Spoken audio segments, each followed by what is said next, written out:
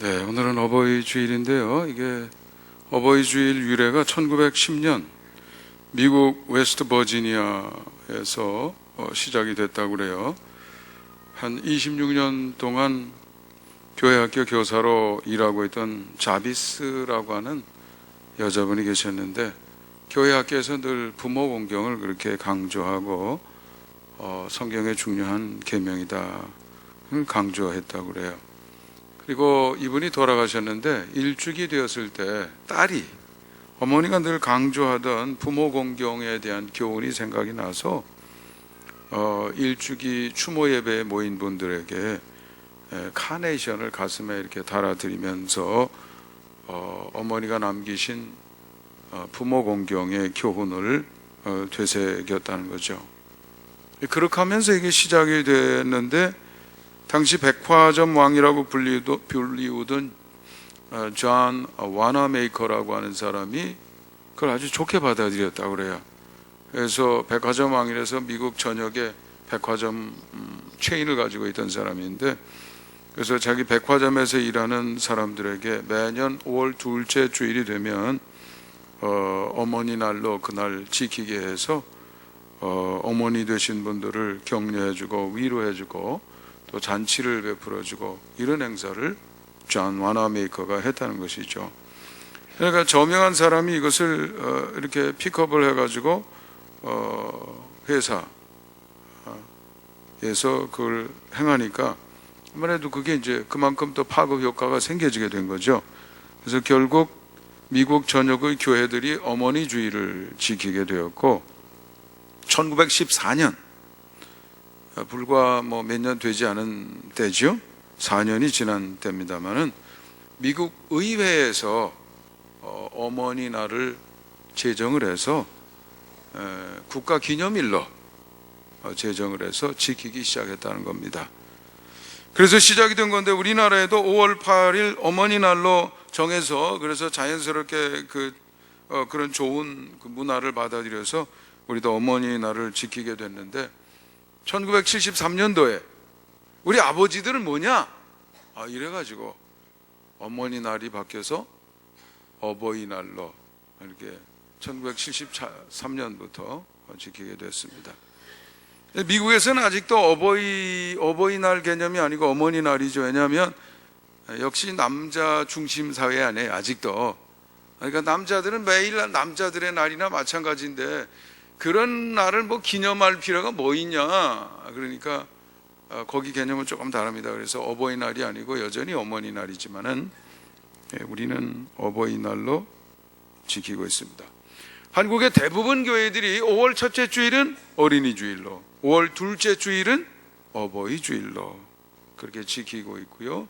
우리도 목회계획에 나갔습니다만 세 번째 주일은 스승의 날, 이렇게 스승을 또 좀 더 존중해주는 그런 날로 우리가 특별히 지키고 있습니다. 처음에는 카네이션을 자기 가슴에 달았다고 그래요. 어머니가 계시는 경우에는 빨간 카네이션을, 안 계시는 경우에는 하얀 카네이션을 달았었는데, 풍습이 바뀌면서 지금은 부모님께 카네이션을 이렇게 달아드리는 것으로 바뀌었습니다. 그래서 이것이 어버이 주일의 유래라고 할 수가 있겠습니다. 성경을 읽어보면 부모 공경에 대한 교훈은 굉장히 중요하게 강조가 되고 있습니다. 여러분, 10계명에 보면 가장 중요한 계명 10개 딱 들어있다고 그랬죠. 제가 여러분에게 늘 강조하고 싶은 것은 계명이 중요합니다.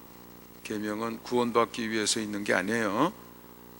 실천함으로써 내가 하나님의 뜻대로 살아가는 거룩한 사람으로 올라서고, 그것이 삶에 계명을 실천하는 과정에서 표현이 되도록 하기 위해서 있는 것이죠. 그 중에서도 저는 계명을 지키는 일의 중요성을 반복되는 명령에 순종하는 행위가 내 마음을 일정한 모양으로 만들기 때문에 중요하다. 늘 여러분에게 강조를 드립니다마는 그런데 그 10가지 핵심을 뽑았는데 그것을 둘로 나누면 하나님을 대상으로 지키는 것이 4개, 사람을 대상으로 지키는 것이 6개입니다. 근데 사람을 대상으로 지키는 것의 첫 번째가 뭐냐면 내 부모를 공경하라, 이렇게 되는 거죠. 첫 번째, 거기서부터 시작하는 거예요.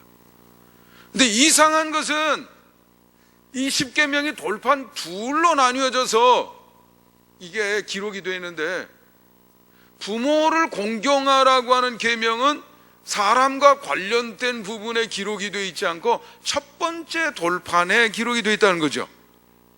그리고 또 하나 신기한 것은 우리 아버지만 아버지라고 성경에 되는 것이 아니라 성경에 보면 하나님도 어떻게 돼요? 아버지로 이렇게 불린다 이거예요. 그래서 하나님을 공경하는 거하고 부모를 공경하는 거하고 이게 서로 연결이 되어 있어요. 부모를 공경하지 않는 사람이 하나님을 공경한다는 것은 있을 수 없는 일이고요. 하나님을 공경하면서 부모를 공경하지 않는 것은 또 있을 수가 없는 것이에요. 두 가지가 아주 긴밀하게 연결이 되어 있어요. 서로 이게 고리로 연결이 되어 있죠. 그래서 하나님에 대한 계명과 사람에 대한 계명이 그 중간에 부모 공경이라고 하는 연결고리를 통해서 통합이 되어서 하나가 돼가지고 예수님의 설명에 의하면 결국은 하나님도 사랑하고 이웃도 사랑하라는 얘기인데 그 둘이 두 개가 아니고 하나다. 그렇게 예수님이 설명을 해 주었던 것이죠. 그런데 신기한 것은 10계명을 보면 10가지 계명 중에 다 하라는 명령으로 되어 있는데 유독 부모를 공경하라고 하는 계명에는 약속이 붙었다는 거예요. 약속이 붙어 있는 첫 번째 계명이라고 되어 있잖아요. 그렇죠? 첫 번째 계명. 근데 10계명을 보면 사실 첫 번째이면서 유일한 계명이다 이거죠. 거기에는 잘 될 거라고 하는 뒤에 설명이 붙어 있어요. 땅에서 잘 되고 장수한다. 잘 되고 장수한다. 좋은 부모를 만나야 됩니다. 좋은 부모를 만나는 게 거의 제 생각에는 많은 경우에는 그 사람의 운명의 99%를 결정한다. 부모가 결정하는 거예요. 내가 잘나서 살아가는 것 같지만 알고 보면 부모가 다 만들어준 겁니다. 나는 나라고 생각하고 살아가는데 그 나가 어디서 온 거냐면 누가 만든 거예요? 부모가 만들어준 거예요.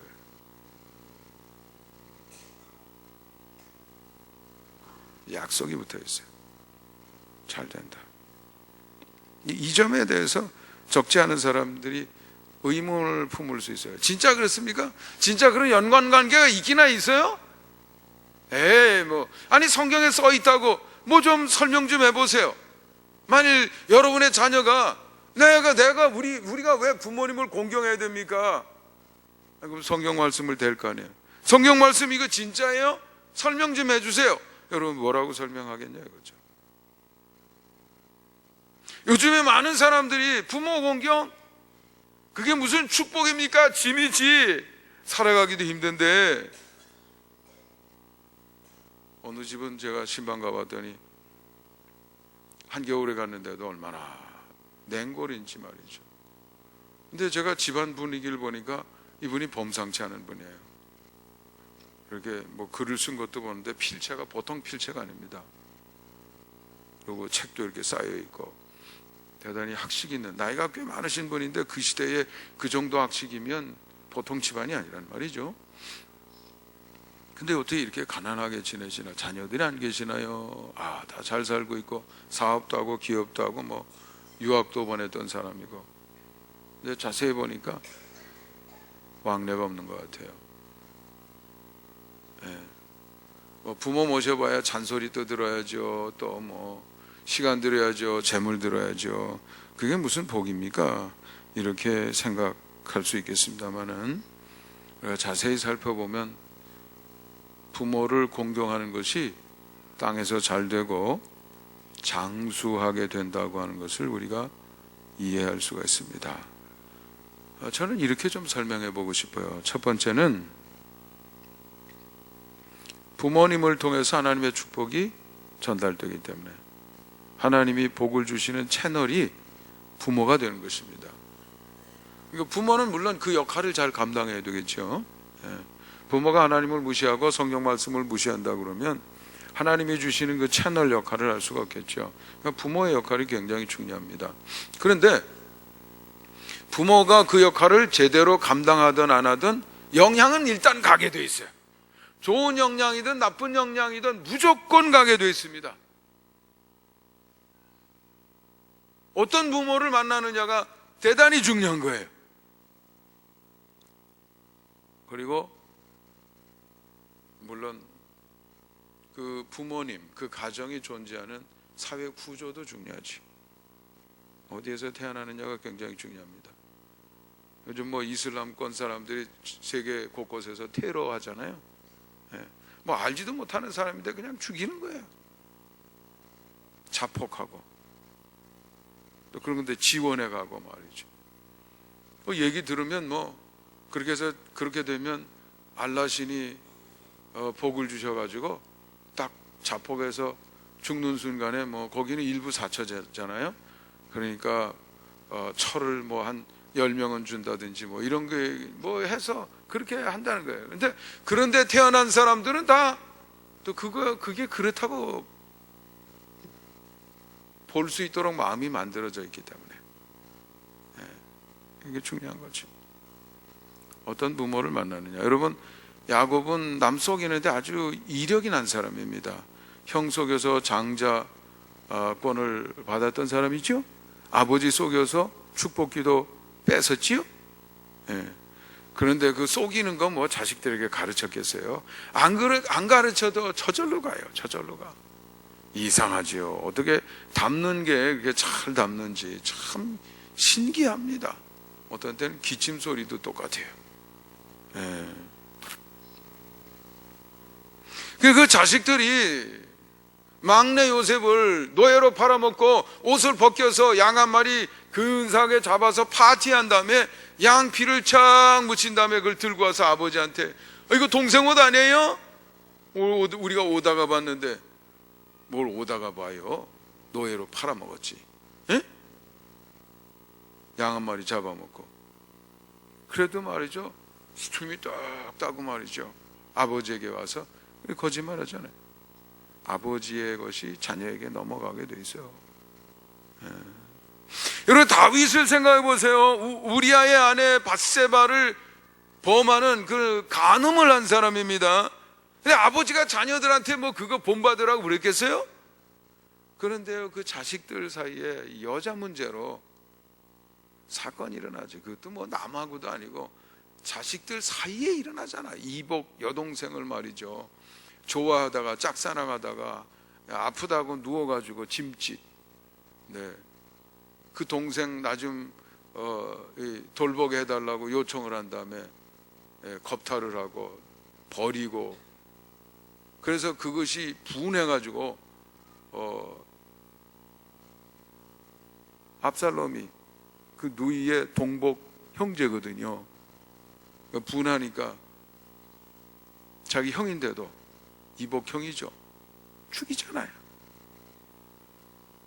그리고 도망갔다가 돌아와서 쿠데타 하잖아요.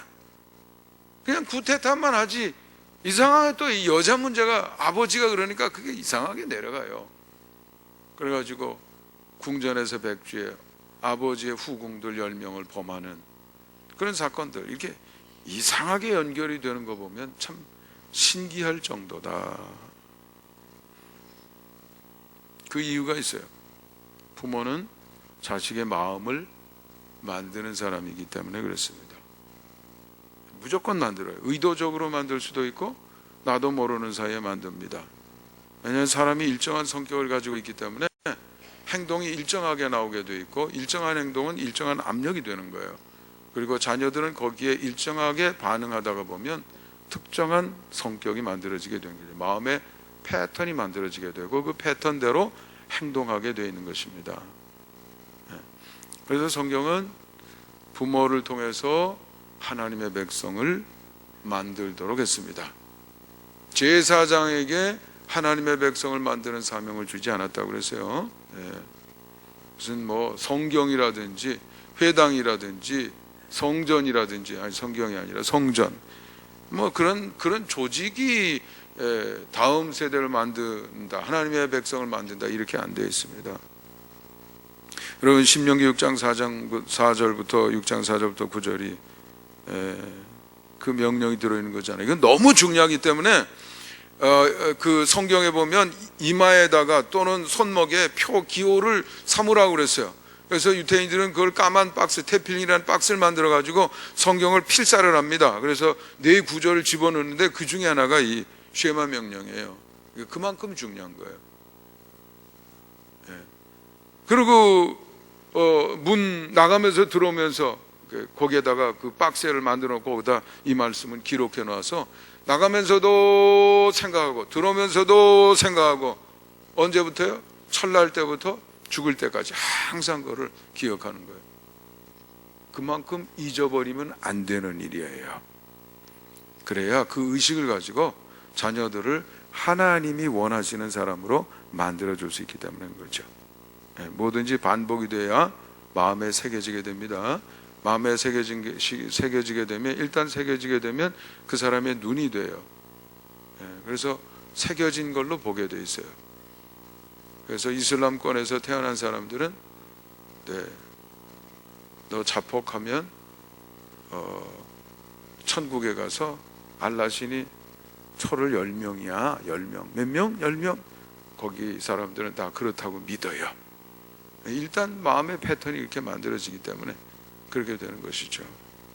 마음 만들어지는 것이 굉장히 중요하고, 그 마음을 만드는 사람이 누구냐면 부모다 이거죠. 그래서 부모의 역할이 중요하다 이거죠. 의도하지 않아도 반복하는 것은 마음에 새겨지게 되어 있다. 조선일보의 강진옥 기자가 2013년 2월 2일 날 뭐 글을 써놓은, 이렇게 조사를 해서 써놓은 글을 제가 봤어요. 거기에 보면 이런 원리를, 가수들의 경우를 케이스 스타디를 했어요. 가수들이 여러분 노래 하나 부르려고 그러면 몇 번이나 연습할 것 같아요? 최소한 한 3,000번 정도는 연습을 한답니다. 2,000~3,000번을 부르는 거예요. 그리고 뭐 한 5,000번 그 이상 부르는 연습하는 사람도 있다고 그래요. 그런데 그렇게 뭐 한 3,000번, 5,000번 연습을 하면서 그냥 뭐 박자 맞추기 연습하는 게 아니에요. 그 연습하면서 내 감정이, 그 가사가 내 감정으로 녹아서 박자 길이를 맞추고 음 높이를 맞추는 것이 아니라, 그것은 기본이죠. 이 감정이 실리게 하기 위해서 가사 속의 감정을 느끼고 그것이 아주 몸에 배에서 저절로 표현이 되어가지고 소리로 다른 사람의 귀를 통하여 그 마음속에 이르렀을 때 어떤 데는 눈물을 흘리게도 만들고 공감하게 만들게 하기 위해서 수천 번 그 가사 속으로 들어가는 거죠. 감정이 내 마음속에서 그 가사 속에 작곡자, 작사자가 의도했던 감정이 내 마음속에 만들어져서 그것이 노래를 통해서 다른 사람 귀에 전달되도록 하기 위해서 그렇게 하는 거예요. 그러니까 노래하면 사람들이 웁니다. 죽어요, 죽어. 아우, 성이 납니다. 그런데 이 기자가 100명을 대상으로 조사를 해보니까 그 사람이 불렀던 노래 가사하고 그 사람의 운명하고 거의 맞아떨어지더라는 거예요. 100명을 조사했는데 91명 중에 한 명에 대해서 그 연관관계를 관찰할 수 있었다 이거예요. 뭐 100명 중에 한 10명, 100명 중에 한 절반, 뭐 이런 얘기 아니에요. 100명 중에 3분의 2, 이 얘기가 아닙니다. 100명 중에 91명, 거의 다라고 봐야 되겠죠. 상관관계. 91명을 뭐 제가 이 시간 다 말할 수는 없고 몇 가지 한번 얘기할 테니까 한번 들어보세요. 우리나라 최초 가수 윤심덕은 난 누군지도 몰라요. 사의 찬미, 죽음의 찬미죠. 죽음을 찬미하는 가사였던가 봐요. 사의 찬미를 불렀다가 자살로 생을 마감했다. 여러분, 이거 하나 노래하려고 그러면 3,000번 이상 연습하는데 그 죽음을 찬미하는 그 감정이 나와야 될 거 아니에요. 그리고 얼마나 거기에 몰입했었겠어요. 그러니까 조금만 힘들어도 죽음의 찬미가 마음속에 있기 때문에 선택을 그렇게 하게 돼 있어요. 60년대 말 산장의 연희를 부른 가수 권혜경은 가사 내용처럼 암에 걸렸고 요양을 하며 재생의 길을 걷게 되었는데 그녀는 산장에 집을 짓고 수도승처럼 쓸쓸히 살아가고 있다고 한다. 산장의 여인을 늘 부르다가 보니까 힘들 때 어디가 생각나겠어요? 산장이 생각나겠지요. 수덕사의 여승을 부른 가수 송춘희는 결혼을 하지 않은 채 결국은 불교 포교사로 일하게 되었다. 가수 양미라는 흑점이란 노래를 남기고 골수암으로 숨졌다. 가수 박경혜 씨는 향년 50세에 폐암으로 사망했다. 그녀가 부른 고개사의 첫사랑 가사를 보면 죽음을 암시하는 내용이 있다는 거죠. 네, 좀 내려가서 남인수는 눈 감아 드리리를 마지막으로 세상을 떠났다. 그는 41세의 한창 나이에 눈 감아 드리오니 노래말처럼 눈을 감았다 이거예요. 영시의 이별을 부른 가수 배우는 영시의 세상을 떠났다. 돌아가는 삼각지를 부른 그는 젊은 날에 영영 돌아오지 못할 길로 가버렸다. 그는 마지막 입새를 부르면서 세상을 떠났다. 낙엽 따라 가버린 사랑을 불렀던 가수 차중락은 29세의 젊은 나이에 낙엽처럼 떨어져 가버렸다.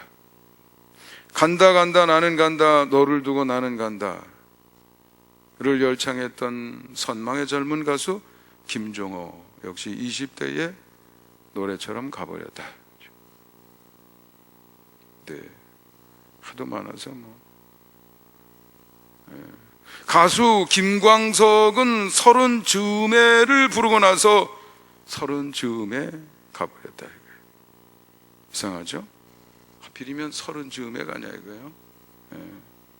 노래처럼. 네.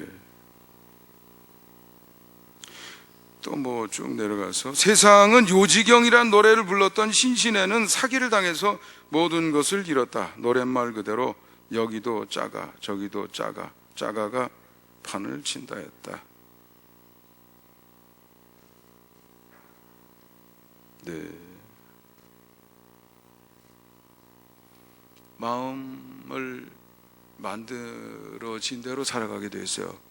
마음을 만드는 대로 살아가게 되어 있습니다. 그래서 하나님께서는 부모에게 마음 만드는 역할을 줬습니다.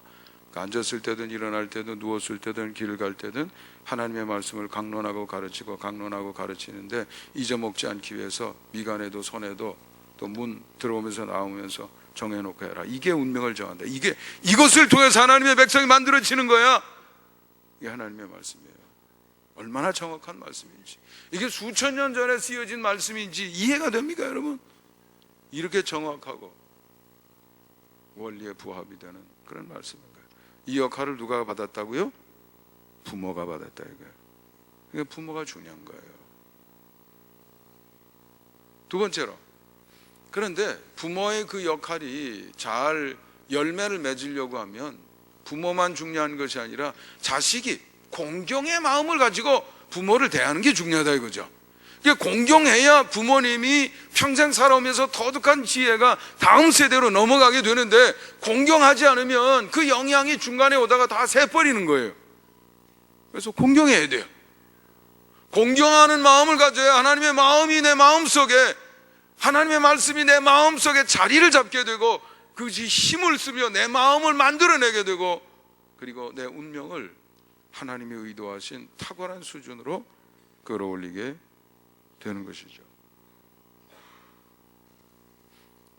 그래서 같은 부모인데도 자식들의 삶이 달라요. 이상하지요? 제가 여러 번 말씀드렸던 미국에서 만났던 어느 가정, 카츄샤 하다가 이민을 오신 분인데 아들 둘이에요. 첫 번째는 의사가 됐습니다. 아주 그렇게 착하대, 효자래요. 그래서 자랑을 하시더라고. 두 번째는 그 어머니 말씀이 아주 얼마나 착한지. 학교 다닐 때도 용돈을 보내주면 일주일 안에 벌써 다 없어져서 어떻게 된 거냐 물어보면 친구한테 빌려줬대요. 그럼 받아야지 얘기하면 얘가 너무 착해서 달라소리를 못한다는 거야. 어머니가 착각하고 계시는 거죠. 둘째는요, 어머니의 그 마음을 이용해 먹는 사람이었어요. 뭘 친구를 보내주고 친구에게 주고 무슨 너무 착해서 달라소리를 못합니까? 부모한테 떼쓰면 얼마든지 주니까 함부로 그렇게 다 무책임하게 쓰고 낭비하고 그렇게 사는 거죠. 졸업하고 나서도 사업한다고 부모 돈 갖다가 한 2년 있으면 또 망하고, 그럼 또 다 해주고. 근데 어머니 눈에는 그게 안 보여. 분별이 안 돼. 둘째가 부모님을 존경하고 어떻게 해서든지 신실하게 살아가려고 하는 의지가 있었다고 하면 그렇게 행동을 안 할 텐데, 어머니 약점을 벌써 알거든요. 적당히 꾸며대고 거짓말하면 얼마든지 내 주머니 비워도 금방 또 채워질 수 있다는 걸 알잖아요. 존경하는 마음이 없어요. 오늘날 제 귀에 소식이 들었는데 도둑이 들었다는 거예요. 금고가 털렸는데 그 속에 있던 권총까지 누가 다 훔쳐갔다는 거예요. 총이 없어졌으니까 신고를 안 할 수가 없잖아요. 범죄에 또 활용이 되면 또 연루가 될 수도 있으니까 신고를 해야죠. 조사를 해서 범인을 잡았어요. 누구게요? 둘째 아들. 그러고 살았던 거예요. 같은 부모의 지도를 받으면서 부모를 존경하고 공경했던 사람은 그렇게 의사가 되어서 훌륭하게 여전히 효도하며 살아가는데, 어머니의 그 약한 마음을 이용해 먹던 사람은 결국 그렇게 자기를 망치는 길로 걸어가게 되는 거죠. 그러니까 부모님의 탁월한 훌륭한 역량, 그다음에 하나님이 주신 역할을 감당하는 것 더하기 자녀가 부모님을 존경하고 공경하고 순종하고 따르는 이 두 가지가 합쳐져야 열매를 맺는다, 그렇게 말할 수가 있겠습니다. 그래서 부모 공경이 중요한 거예요. 그리고 아까도 말했지만 부모 공경은 십계명 돌판에서 첫 번째 돌판에 있어서 하나님 아버지를 경외하고 공경하는 것과 곧바로 연결이 되게 되어 있단 말이죠. 오늘 우리가 본문에서 스데반 이야기를 읽습니다. 스데반 이야기를 읽으면서 이 사람 정말 대단한 사람이다, 제가 그렇게 생각했어요. 우선 여러분, 사도행전이 전부 몇 장으로 되어 있는지 아세요? 한번 맨 뒤에 보세요. 20몇 장으로 되어 있습니까? 28장으로 되어 있죠? 네, 그런데 사도행전 7장을 보면 사도행전 7장 전체가 다 이 스데반에 대한 이야기예요. 그리고 여러분, 이렇게 다른 데하고 곧바로 6장하고 비교해 보세요. 7장이 얼마나 길은가? 응? 어마어마하게 길지요? 그게 다 스데반 얘기예요. 6장으로 넘어가도 사실은 6장에서 벌써 이 6장이 전부 15절인데 앞에 7절 빼고 나면 나머지가 다 스데반 얘기예요. 제가 계산해 봤어요. 전부 1007절인데 그 중에 68절이더라고요. 그랬더니 6.75%야. 이 한 사람 설명하기 위해서. 사도행전이 다루고 있는 범위가 얼마나 어마어마합니까? 스데반을 위해서 이 긴 지면을 하려 했어요. 보통 사람이 아니에요. 이 6장 제일 끝에도 보면 그 얼굴이 뭐와 같다고요? 6장 제일 끝에 보세요. 스데반 얼굴이 뭐와 같아요? 네, 천사와 같았다는 겁니다. 보통 사람 아니에요. 굉장한 사람.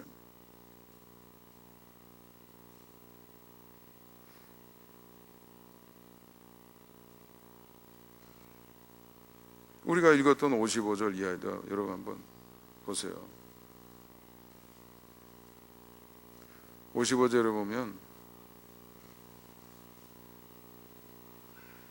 스데반은요, 다른 사람이 보지 못하는 것을 봐요. 하늘을 보고 그 장면을 보잖아요. 좀 눈이 달라요. 그리고 벌써 얘기하잖아요. 59절에 보면 돌에 맞아 순교하면서도 이 왼수 같은 놈들아 이러는 게 아니라 그 사람들의 용서, 죄의 용서를 구하면서 순교하는 장면을 우리가 59절, 60절에서 볼 수가 있습니다. 어느 사람이 목숨을 내놓는 것보다 더 강한 사람은 없어요. 에? 순교를 불사하는 사람을 뭘로 막을 수 있겠어요? 어떻게 통제할 수 있겠어요? 그보다 더 강한 사람이 어디 있습니까? 그렇잖아요?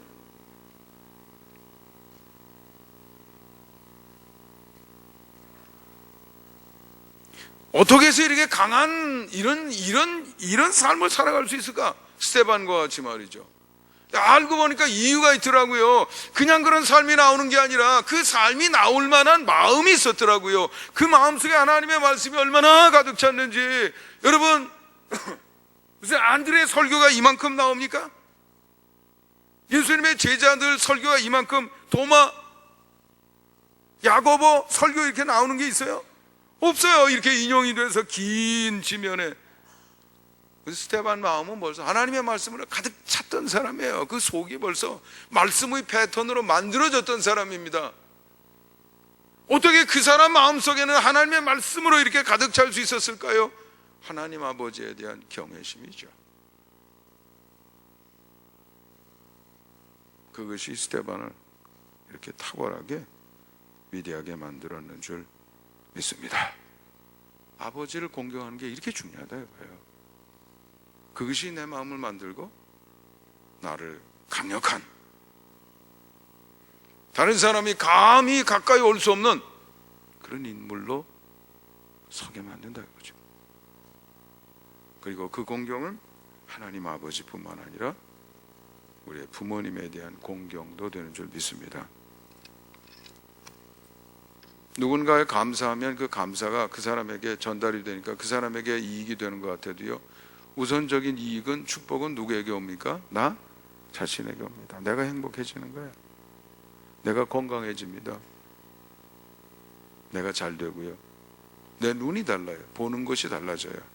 불평으로 보면 다 보기 싫고 기분 나쁘고 죽고 싶고 산속으로 들어가고 싶고 산장의 여인이 되고 싶고 이렇게 되는 거예요. 그런데 감사하고 보면 네, 그래도 괜찮아. 다 좋고 감사하고 최소한 상관없어. 이렇게 되는 거죠. 살아갈 만해. 안 보이던 게 보이고 탁월한 삶을 살아갈 수 있게 되는 줄 믿습니다. 이 시간 여러분 눈을 감고 오늘 말씀이 주는 도전을 받아보시기 바랍니다. 나는 정말 부모 역할 제대로 하고 있는가? 부모 역할이 뭐 옷 입혀주고 먹을 거 주는 것으로 그칩니까? 그게 기본이에요. 사실 진짜 중요한 것은 하나님이 원하시는 사람으로 자녀들의 마음을 만들어주는 것입니다. 그 역할을 나는 어떻게 감당하고 있는지, 또는 부모님에 대한 공경의 마음에 그 마음의 채널을 만들어서 부모님으로부터 내게 전해지는 하나님의 신비한 역사, 나를 복되게 하고 땅에서 장수하게 만드는 하나님의 힘이 내게 전달되도록 그렇게 하고 있는지, 부모님에 대한 공경의 마음, 감사의 마음을 가지고 있는지, 그것이 어떻게 표현이 되고 있는지. 네. 아유 뭐 부모님이 멀리 계셔요. 요즘에는요 전화 한 통 하면요 꽃 배달, 화분 배달 얼마든지 할 수 있습니다. 멀리 계신다고 걱정할 필요 없어요. 전화 한 통 하면 부모님이 좋아하시는 거 얼마든지 전달할 수 있어요. 나는 어떻게 표현하고 있는지 한번 돌아보시기를 바랍니다.